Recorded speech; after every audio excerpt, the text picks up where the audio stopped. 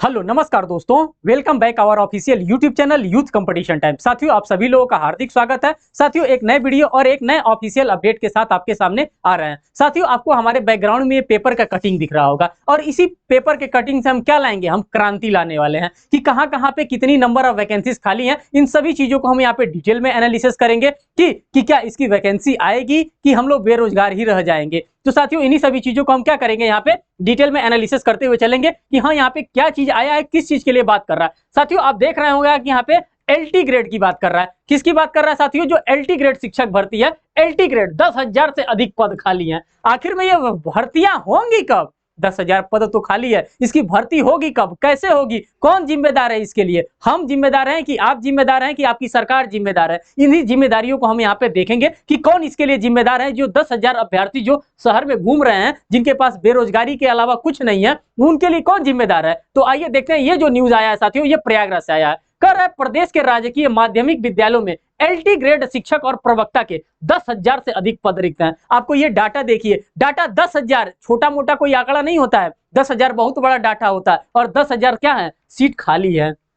भर्ती के नाम पे कुछ नहीं है। देखिए आगे कर रहा है, उत्तर प्रदेश लोक सेवा आयोग यूपीपीएससी को रिक्त पदों का अधियाचन काफी पहले मिल चुका है। यूपीपीएससी भी, जो आपका यूनियन पब्लिक सर्विस कमीशन है, ये भी कान में तेल डाल करके बैठा है। इससे किसी चीज का कोई मतलब नहीं है। वैकेंसी आ रही है, जा रही है, 10,000 सीट खाली है, 50,000 सीट खाली है, नहीं खाली है, बता दिया गया है उनको। अब वो भी आराम से सोए हैं। लेकिन शासन ने हरी झंडी न मिलने के कारण भर्ती शुरू नहीं हो सकी। अब शासन की भी कुछ गलती है। शासन पता नहीं क्या कर रहा है कि भर्ती के लिए कोई आवेदन ही नहीं दे रहा है, कोई वो हरी झंडी दिखाई नहीं रहा है। कर प्रदेश में एलटी ग्रेड शिक्षक एवं प्रवक्ता के 28,763, कितना है साथियों, 28,763 पद स्वीकृत है। इनमें से एलटी ग्रेड शिक्षक के 19,300, प्रवक्ता के 9,463 पद शामिल हैं। कुल स्वीकृति पद में से 10,322 पद रिक्त पड़े हुए हैं। अब आप देख लीजिए, इतने ज्यादा पद हैं और इतने ज्यादा पद रिक्त हैं। 10,322 पद यहाँ पे क्या दे रहा है, 10,322 पद यहाँ पे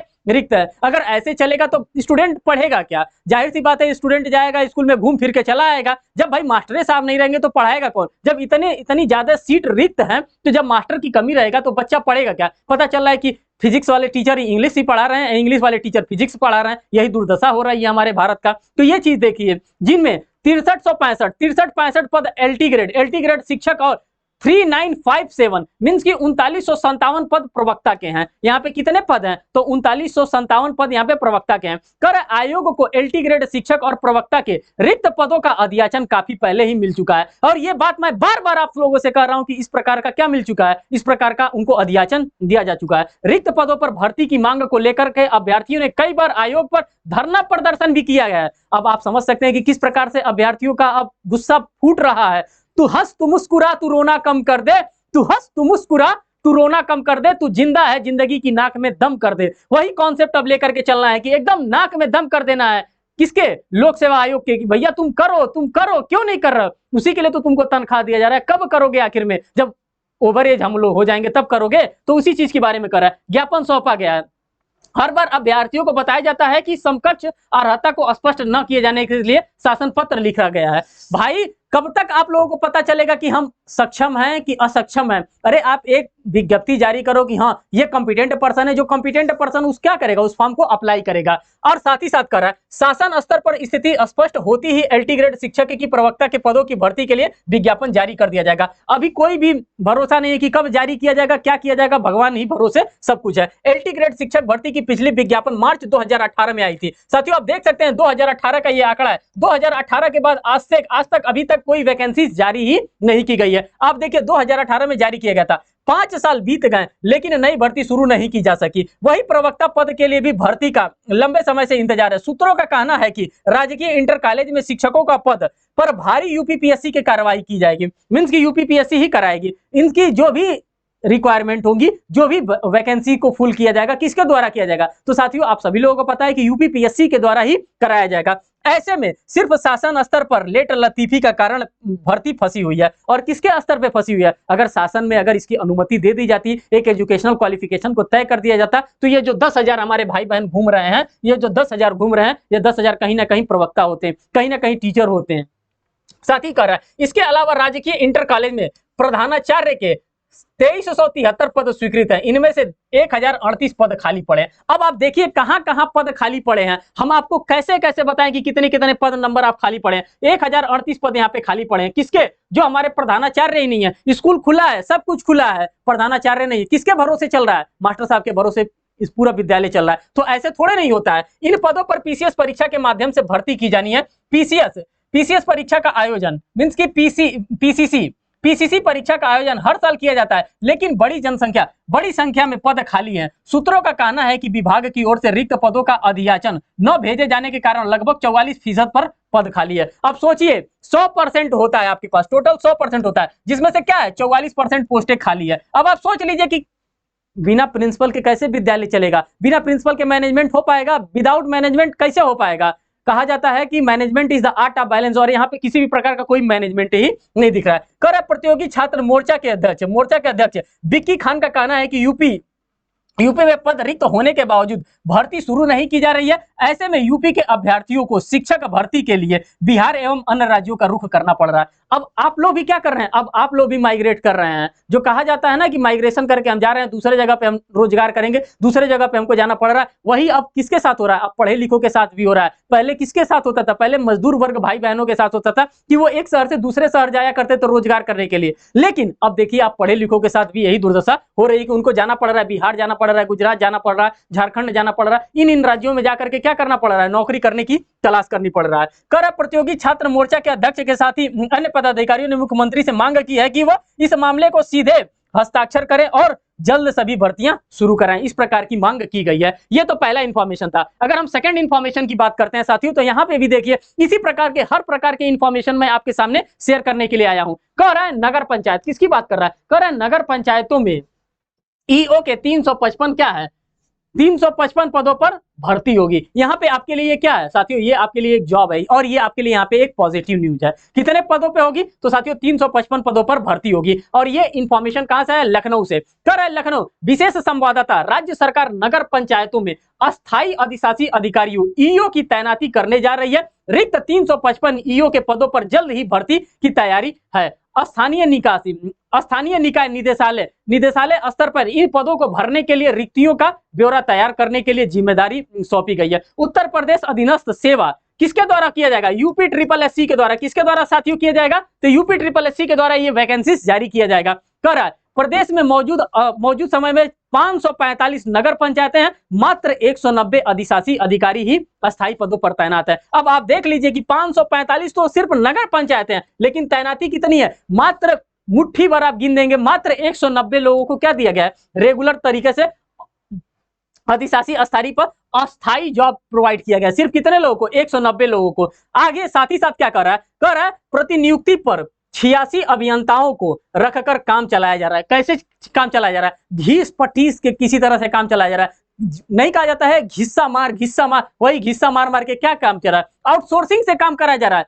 ओरिजिनल भर्ती नहीं की जा रही, आउटसोर्सिंग से। कब तक ये आउटसोर्सिंग चलेगा भाई साहब? आउटसोर्सिंग का जिम्मेदार कौन होगा? अगर किसी भी प्रकार की कोई भी गलती अगर वहां पे कंडक्ट कर दी जाती है, तो उस गलती को कौन देखेगा? आप तो वो तो प्राइवेट आदमी रहेगा, वो तो कह देगा कि साहब हम तो संविदा पे थे, हम तो काम देखते थे, अब चले गए, हमारा काम खत्म हो गया। लेकिन जब वहां पे एक नियुक्त आदमी होता है, अगर उसकी नियुक्ति होती है, तो वो उसके लिए क्या होता है? लाइबल होता है, और उसकी लाइबिलिटी यहाँ पे फिक्स की जाती है अगर उसके किसी भी प्रकार की कोई भी गलती होती है। तो कहता है स्तर पर सहमति बनने के बाद भी इन्हें मूल विभागों में वापस भेज दिया जाएगा। इससे निकायों में ईओ की कमी हो गई है। इसी प्रकार से ईओ की कमी हो गई है। और आप यहां पर देख सकते हैं कि यूपी ट्रिपल एससी के द्वारा एक वैकेंसी भी जारी कर दिया गया। और ये किस चीज की वैकेंसी है साथियों? ये जो मैं रेड बॉक्स में कर रहा हूं, ये एक वैकेंसी जारी किया गया है। और ये किस चीज की वैकेंसी है साथियों? तो आप देख सकते हैं नेत्र परीक्षण अधिकारी, मीन्स की जो आई के परीक्षण के जो डॉक्टर साहब होते हैं, उनके लिए यहाँ पे विज्ञप्ति जारी कर दिया। कर लखनऊ उत्तर प्रदेश अधीनस्थ सेवा चयन आयोग ने नेत्र परीक्षण अधिकारी के 157 पदों पर भर्ती के लिए 18 जुलाई से 7 अगस्त तक के लिए आवेदन लेगा। आवेदन सिर्फ वेबसाइट UP/SC.gov.in पर ही लिया जाएगा। और इसका मैंने एक सेपरेट वीडियो बना करके अपने इसी यूट्यूब चैनल पे क्या किया है, इसको पब्लिश किया है। अगर आपको देखना है कि इसका फॉर्म कब से डाला जाएगा, इसकी एलिजिबिलिटी क्या होगी, इसमें एज क्या लिमिट होगा, इसकी फीस क्या होगी, हर एक चीजों के बारे में हम क्या क्या किया है, हमने एक डिटेल इंफॉर्मेशन आपको शेयर किया है। वहां पे आप जाएंगे, आपको डेफिनेटली वो चीजें दिखेंगी। एक और विज्ञापन के बारे में आते हैं साथियों। कर रहा है CAPF, किसकी बात कर रहा है? CAPF सिपाही भर्ती में 17 से मेडिकल स्टार्ट हो गया और इसका प्रवेश पत्र क्या कर दिया गया, इसका प्रवेश पत्र जारी कर दिया गया। अगर हम प्रयागराज की बात करते हैं तो कह रहा है central armed police force CAPF सिपाही भर्ती 2022 के अभ्यर्थियों के लिए प्रमाण पत्र की जांच और मेडिकल परीक्षा 17 जुलाई से शुरू हो गई है, 10 अगस्त तक ये चलेगी। बुधवार को केंद्रीय रिजर्व पुलिस बल सीआरपीएफ की वेबसाइट पर इसका प्रवेश पत्र भी जारी कर दिया गया। कर्मचारी आयोग चयन की वेबसाइट पर इसका क्या कर दिया, इसका लिंक भी दे दिया गया। तो ये आपके लिए पॉजिटिव न्यूज है। जो सीएपीएफ से हैं, जिनको भी लगता है कि उनका मेडिकल एग्जामिनेशन बाकी है, उनका मेडिकल एग्जामिनेशन के लिए क्या कर दिया गया, यहाँ पे जारी कर दिया गया। साथ ही साथ कह रहे हैं कि इसमें देश भर में इतने नंबर युवाओं ने आवेदन किया था। इसकी ऑनलाइन परीक्षा में इतने लोगों भी अभ्यर्थी सफल हुए थे। सफल अभ्यर्थियों का शारीरिक मानव परीक्षण पीएटी और शारीरिक दक्षता परीक्षा पीईटी सीआरपीएफ की निगरानी में मई जून 2023 में हुआ था। उसमें 1,46,292 अभ्यर्थी सफल हुए थे। अब इन सफल अभ्यर्थियों को प्रमाण पत्र की जांच और मेडिकल सीआरपीएफ की टीम करेगी। यह प्रक्रिया 23 दिन तक चलेगी। अब क्या किया जा रहा है, अब इसके बाद से आपको फाइनल सिलेक्शन भी प्रोवाइड किया जाएगा। जैसे ही ये सारी चीजें हो जाती है, जैसे ही आपका मेडिकल हो जाता है, आपका डॉक्यूमेंट वेरिफिकेशन हो जाता है, डॉक्यूमेंट वेरिफिकेशन के बाद क्या होता है, आपको फाइनल आपको ज्वाइनिंग लेटर प्रोवाइड किया जाता है। और ये आपके लिए क्या था, ये साथियों आपके लिए पॉजिटिव न्यूज था। और इसी प्रकार के पॉजिटिव न्यूज के साथ हम क्या करेंगे, हम इसी प्रकार के पॉजिटिव न्यूज के साथ आपके सामने आएंगे। सरकार पे हम लोग क्या करेंगे, हम लोग सरकार पे वार करेंगे, डायरेक्ट सरकार को हिट करेंगे कि आपके पास इतनी जॉब अपॉर्चुनिटी है, लेकिन आप क्यों नहीं जॉब अपॉर्चुनिटी को क्रिएट कर रहे हैं, अच्छे से क्यों नहीं क्रिएट कर रहे हैं कि जो हमारा युवा है जिसके पास जॉब नहीं है उसको जॉब मिले। अब यहाँ पर देखिए कर रहा है शिक्षा निदेशालय ने चयन बोर्ड से मांगे, क्या मांगा, प्रतीक्षा सूची का विवरण। भाई कहां कहां प्रतीक्षा सूची का विवरण है, सभी प्रतीक्षा सूची का विवरण हमको प्रोवाइड करें, तभी तो हम नई वैकेंसीज को जारी करेंगे। यहां पर देखिए ये कहां से आया साथियों, ये प्रयागराज से आया है। कर रहा है उत्तर प्रदेश माध्यमिक शिक्षा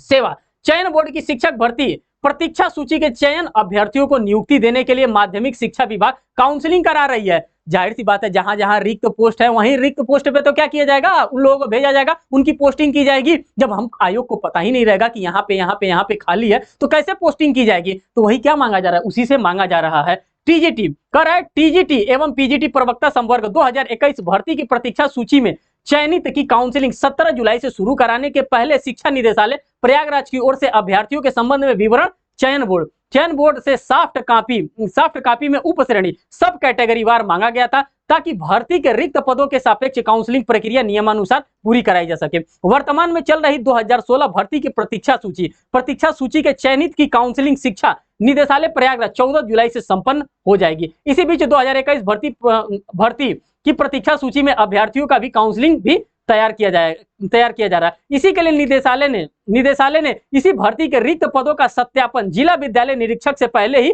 करा लिया है। किससे, जो आपका DIOS होते हैं, जो जिला विद्यालय निरीक्षक होते हैं, उनसे क्या करा लिया है, इस प्रकार का काम को करा लिया है। कर 1056 एवं पीजीटी के 90 पद यहाँ पे क्या मिले हैं, रिक्त पद मिले हैं।